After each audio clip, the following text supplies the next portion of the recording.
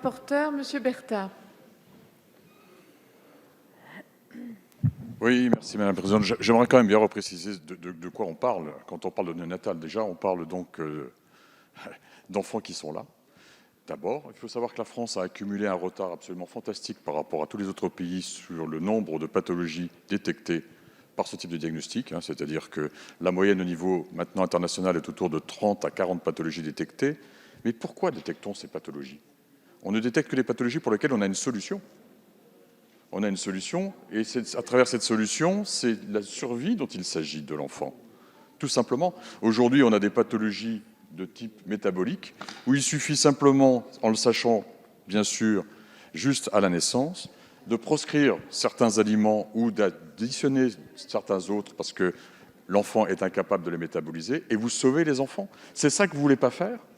Moi, je m'excuse, mais dès que, effectivement, j'ai une solution thérapeutique, qui n'est d'ailleurs, donc vous l'avez compris, pas forcément thérapeutique, mais une solution juste de complément alimentaire qui me permet de sauver un gamin, mais j'ai envie de savoir le plus vite possible s'il nécessite d'être cette prise en charge. Et donc, il est vraiment grand temps. Je vais raconter exactement ce qui se passe, par exemple, en Australie. Dès qu'il y a, en Australie, un soupçon sur l'enfant qui vient de naître, il y a des signes cliniques, on ne sait pas trop.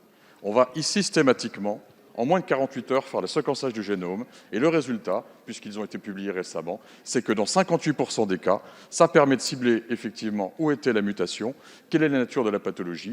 Et ça va nécessiter quoi? Ça va permettre quoi? Une prise en charge et éviter ce que nous vivons actuellement, ce que vivent les familles actuellement dans ce pays, c'est-à-dire 4 à 5 ans d'errance diagnostique, avec le gamin dans les bras de CHU en CHU pour essayer de comprendre qu'est-ce qui se passe. Donc on peut continuer à refuser la génétique, mais refuser la génétique et ses applications positives, c'est juste refuser la vie de nos gamins.